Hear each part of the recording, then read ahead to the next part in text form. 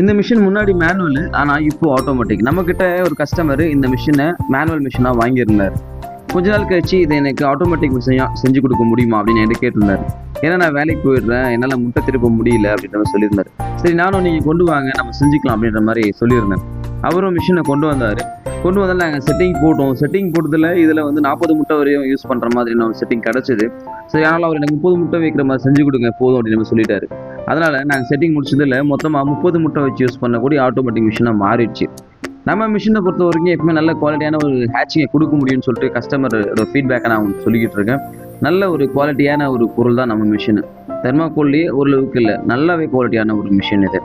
உங்களுக்கு இந்த மாதிரி மிஷின் அப்டேட் பண்ணணும்னா கீழே டிஸ்பிளே கொடுத்துருக்க நம்பர் கால் பண்ணுங்கள். ஒருவேளை புது மிஷின் வேணும்னாலும் கால் பண்ணுங்கள். நீங்கள் கேட்குற எண்ணிக்கையில் மேனுவல், ஆட்டோமேட்டிக் இந்த 2 மிஷின் செஞ்சு கொடுத்துட்ருக்கோம்.